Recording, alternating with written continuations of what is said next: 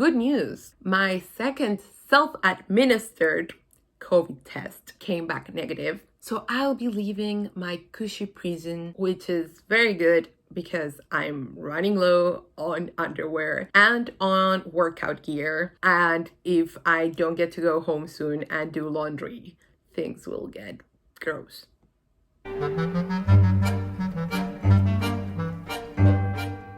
Hello everybody, I'm Roxy. This is Chaotic Bibliophile. By the time you see this video, I will be long moved into my new apartment. I'm very excited. I will be living with people with whom I've only chatted. That is interesting. I think I've mentioned this before. And she also appeared in my postmodern book day book vlog, linked down below. But I used to live with one of my dearest friends. It's a very different dynamic, and we lived together for about 5 years. I feel like a married person who has just gone back to the dating pool, which is very weird, but you know what I mean. It's just very new to me, but they are very lovely people and I'm excited to get to know them more. Okay, today I will be telling you about the rest of the books that I read in August. If you want to check out part 1, it will be linked down below and in the cards as always. Let's start with White Noise by DeLillo. This was a book that I read. This is a sort of campus novel, actually. There is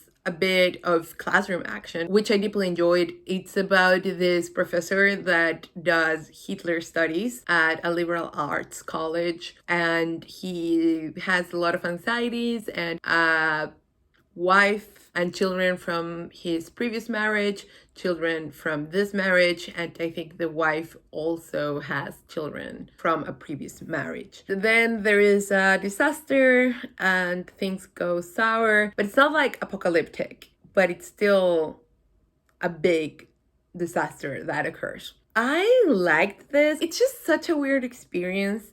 It was my first DeLillo, by the way, and I like the writing style. It's very neurotic in a way that was very in fashion, I would say, during the second half of the 20th century, and it sort of bled into the first, not even decade, but I would say, yeah, let's say decade, the first decade of the 20th century, of the 21st century, sorry. I enjoyed that sort of stuff, but at the same time, I had never read a book that is so neurotic, but detached. It's like cool neurosis. It's not that hot anxiety that you feel reading David Foster Wallace, for example. It was refreshing to read because it's a style that again sort of has fallen out of fashion. At the same time, I just wondered what was the point? Like, I understand the criticisms and I actually think the satire was pretty funny. So as I mentioned, this guy does Hitler studies. Oof, I think that was my favorite part. This guy teaching Hitler studies, but he was not a Nazi. And it taps into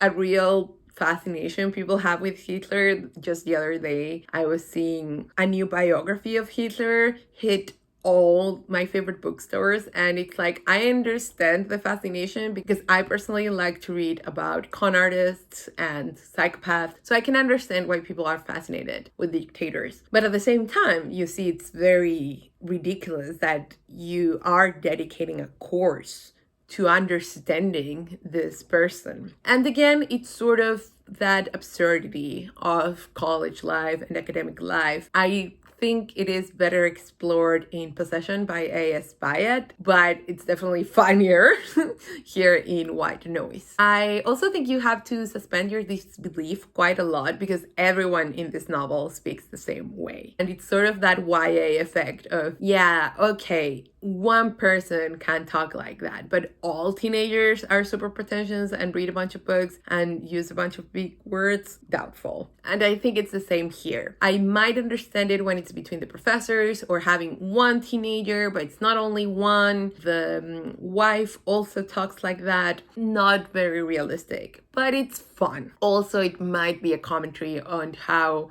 close-knit or how homogeneous one's circle is. But I still think he dropped the ball with the kids. In spite of me getting the commentary, and I think some of the insights, especially at the end, the last paragraph I really enjoyed, it still made me think, what was the point of me having read this? It was more entertaining than substantial. Like, it didn't offer any new way of thinking about anything, or maybe it's because I'm already so attuned to these sort of societal critiques that I now don't find it refreshing, but at the time it was. Then shouldn't be the form what elevates it. And the writing was great. So I don't know. I enjoyed this so much, but I don't think it will stay with me for long, other than the Hitler studies thing, which is bonkers.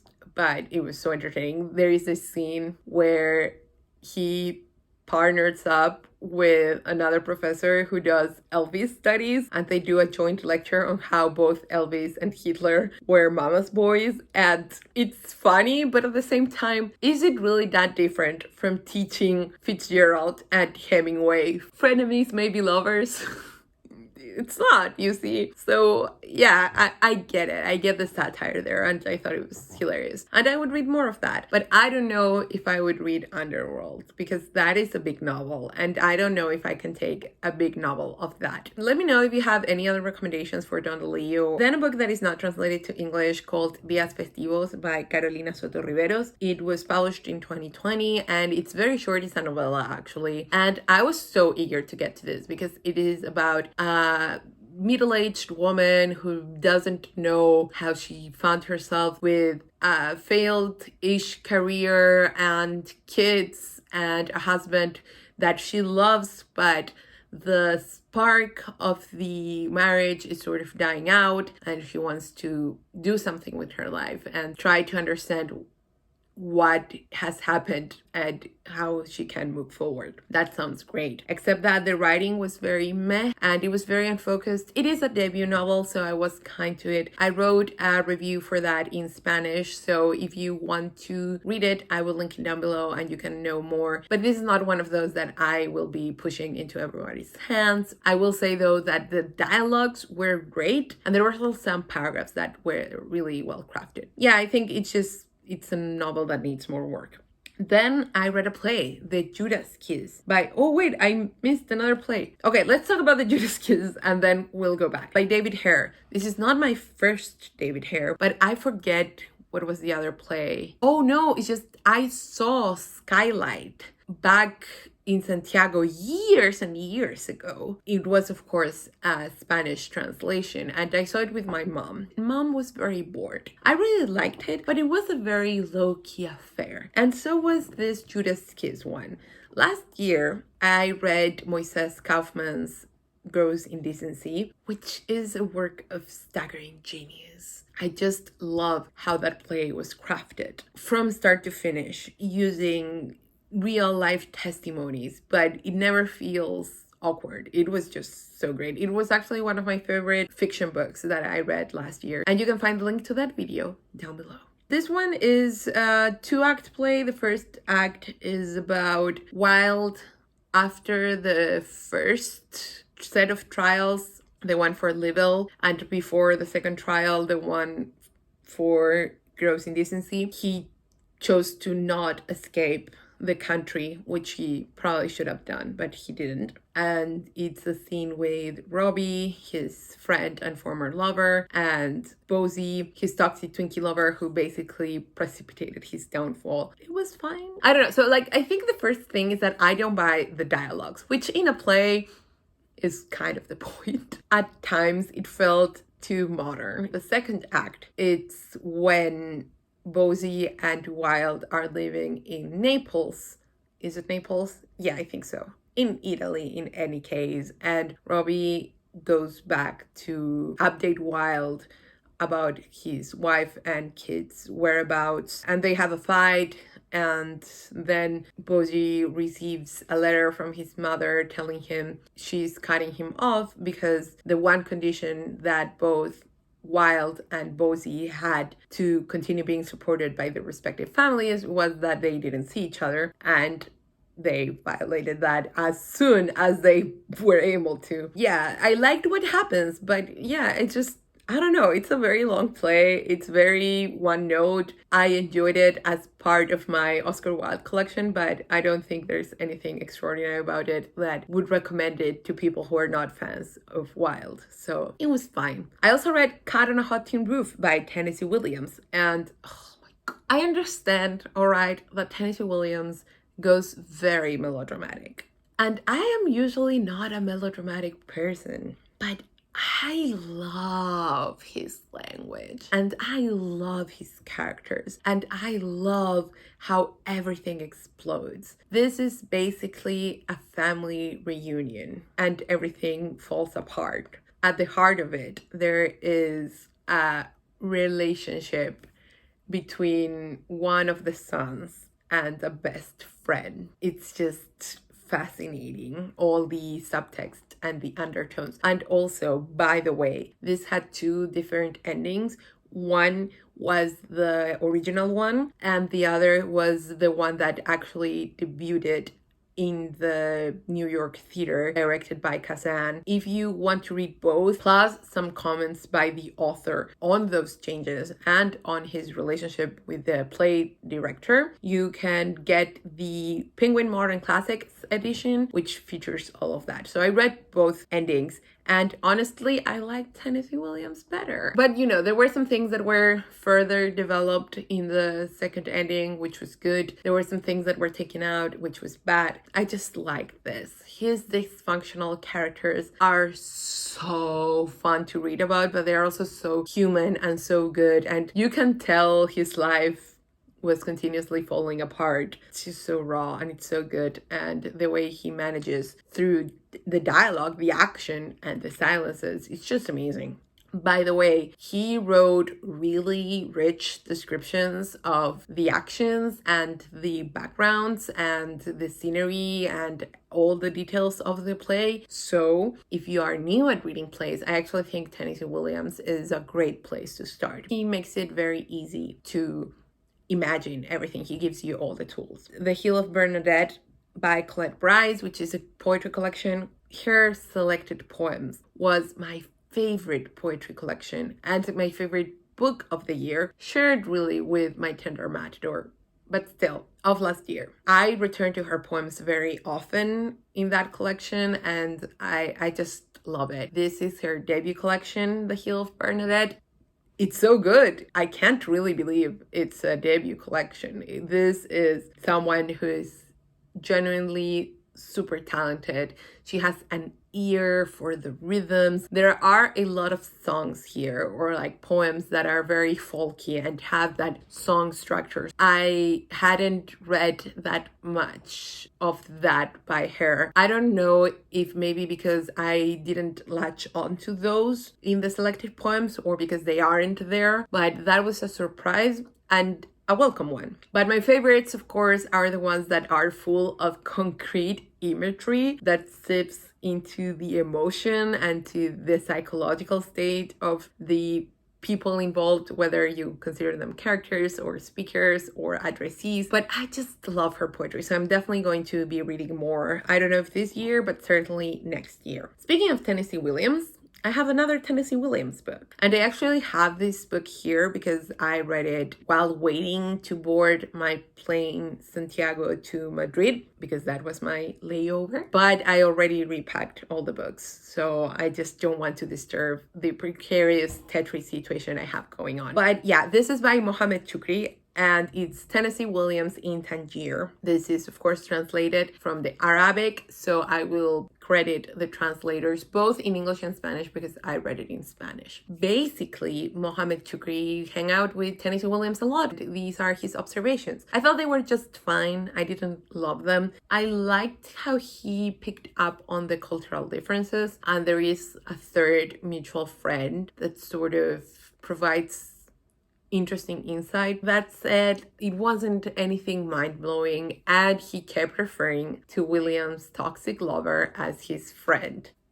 Yeah, that said, he still defended Williams at some point because Choukri does have a friend who's much more homophobic, and in Choukri's case, he was more of a I can't judge, just it doesn't have anything to do with me. I would recommend this if you are into Tennessee Williams, basically. I don't think it's something that would be interesting for most people, even if you like accounts of authors. I also finished and actually read most of War and Peace during August, because before picking it back up in August, I had read around 300 out of 1,300 something pages in June and July, and then I sort of stopped. I was going with a read along, but I discovered that I just do badly with read alongs. I like buddy reads where we have either half or like a portion each week, but it has to be a big portion. If it's too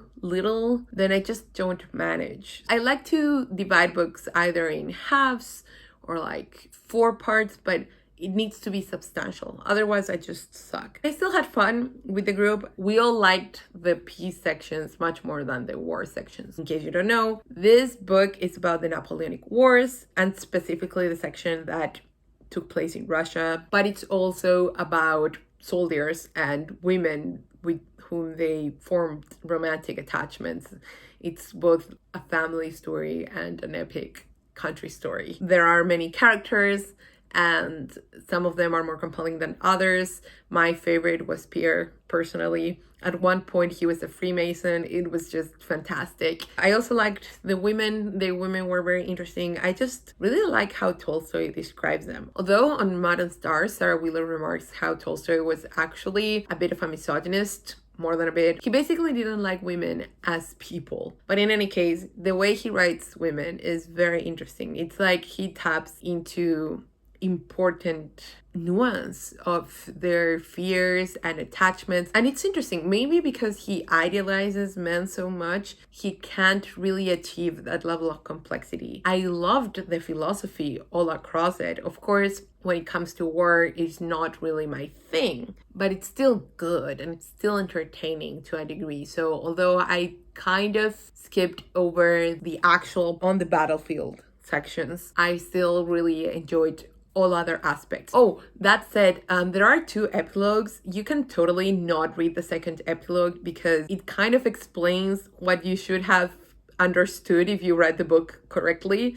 I mean, not correctly, but you know what I mean. I liked it as an essay. It just bothered me because it showed how little trust Tolstoy had on his reader. Another airplane book, what I would call the airplanest of airplane books, because this is one that I read mostly on the plane, sitting on the plane, and that is Keep the Aspidistra Flying by George Orwell. This is my 3rd George Orwell novel. It's about this guy who has decided he wants to live as much as possible away from the economic system. So he quits a good, stable job to work part-time at a dilapidated secondhand bookshop. And he sucks as a bookseller, by the way, because he is very derisive towards his customers. And he is also a part-time writer, but he's not a very good one, and he doesn't write very often. He has a friend who is actually very well off. He's not rich is the point, but he is comfortable, and actually that makes it more uncomfortable than if he were just plain rich, which is interesting. But he always tries to help the protagonist. And then there is a girlfriend. This book is all about the money, except the first chapter where the protagonist is trashing all the authors he despises, some of whom he loathes personally because he envies them, and some others because he does consider them literary trash. That was very entertaining to read. I liked this novel quite a bit. It really shows how it's all about money, especially when you don't have it. He talks about being unable to have a real relationship without money, to focus and write without money, but at the same time, he had the chance to do other things, but he chose not to. He chose to struggle because of his ideals, and the book sort of poses that question, whether it's worth it really.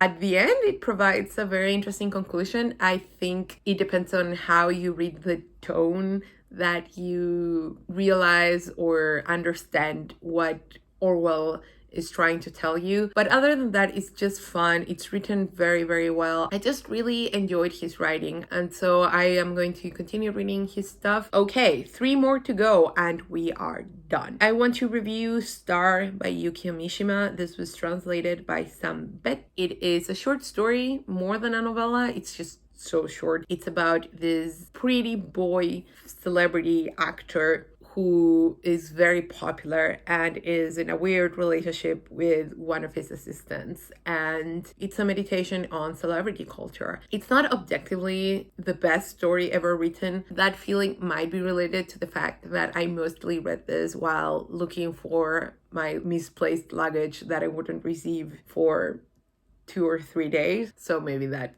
also colored my judgment. But as I remember it, it was fun, it was light, it could have been more. I feel like this could have been an actual novella or even a novel had Mishima wanted to explore these things further. I think he was in a very interesting position to do so because he was sort of literary famous and he was on the general public's sphere of knowledge. He wasn't an actual celebrity in the way that the protagonist here is, but I still liked it. I think it's still good. It's just Mishima is a good writer, so if you like Mishima and you want something short and you like, for example, I think a very good companion book for this would be Invisible Monsters. If you've ever checked out that book and you enjoyed it, you might also enjoy Celebrity, although it's not as radical in its style. Still some interesting meditations. The most interesting aspect of it is that I think it still applies to contemporary day Japan. And if you know anything about idol culture in Japan specifically, I think you will enjoy this book as well. Then I read Una Música Futura, which I think also isn't translated to English, by María José Navia, who, by the way, was a professor of mine. She's also a Chilean writer and she's published quite a bit. These are short stories. They were good. I like them. I just feel that the writing style is very light. It's very now. A lot of the stories are about expats living in the States, which I enjoyed. I feel like it's a voice that I recognize a lot. It's very contemporary. It's very now, about people living in the now and having relationships and the heartbreak. And it's usually young to middle-aged women. Basically, if you follow the women's prize or something like that, I think you will like this. It's also interesting because a lot of the stories are very not autobiographical exactly, and this professor actually has spoken about this in class. She mentioned how she's not the person from her stories. I understand that, but also having had so many classes with her and knowing her life a bit, I know what aspects of these stories are autobiographical and are real, and it's just an interesting, not necessarily solicited look into the mind of a professor, but it's also fascinating, and it made me think about this idea of the author and the presence of the author when you know a lot about them, as someone who loves reading historical accounts of authors who are now dead. So yeah, these stories, I think that a lot of people will like them actually. I think, again, they are light, well-written stories, but they don't have any distinct style. First person, present, simple, contemporary fiction. You know what I mean? The final book, oh no, we're going to end on a bittersweet note of sorts. Adventures in Human Being, a grand tour from the cranium to the calcaneum by Gavin Francis. Here's the thing, if you read that title, you would, or at least I did, imagine something like Bill Bryson's The Body, right? A book that will tell you things about the body. But this is actually a collection of essays a la Oliver Sacks. And each essay is related to a different section of the body. And each essay is a distinctive story and it's intertextual, it's linked to literature. Gavin Francis has written a lot of popular science and he's a good writer. But the thing is that what this book is and what it's sold as are completely different things. Again, if I read you the title, you imagine it's going to be something like The Body. It says a grand tour. This wasn't a tour. And then if you check out the index, it is also organized by section. So it gives the impression that it's going to give you a tour, but it's not. So it was hard for me to separate my expectations that had been created by the publishers from what this book actually was. I was about to DNF it a couple times because I found it too meandering, but I kept reading this book because I still learned stuff and because I don't know much about the body just yet, which is why I want to learn more about it. Now, to evaluate the essays as essays, they were okay. I think they were a bit too meandering, but I liked the anecdotes themselves. Clearly, Francis is a very mindful and helpful doctor, and he has tons of experience, so I really respect him for that. But he does go into many directions. He is also very knowledgeable about literature, and sometimes those connections work and sometimes they don't. He also does some too much personal writing. I think the memoir aspect here is too inconsistent to be an actual element of the book, but it's too pervasive to be just a small detail. If you are looking for essays, personal essays that are light but still interesting and that pertain the medical profession and medical experience and ailments and the body, then maybe this is your thing. It's very easy to read and there's still some hard data, which I think is cool, but it's not one of my favorites, and I don't know if I will read more by this author. I am sorry we ended on a lukewarm note. When I did, the actual wrap-ups where I had the books, I felt like I always ordered them in a way that the books I loved the most would be at the end. But in this case, I was only checking my Storycraft, and so I basically ordered them in the reverse order from when I finished them, I think. No, it doesn't matter. The point is, starting September, I will be showing you physical books for the most part. So that is something to look forward to. Okay, that was all. Have you read any of these books? Do you want to read any of these books after hearing me talk about them? Have you been reading interesting stuff in August? Please do let me know. Or September. I think this will be up by the end of September. So yeah, if you like this video, give it a thumbs up. Please subscribe. Everything is listed or linked down below. And that's all. See you next time.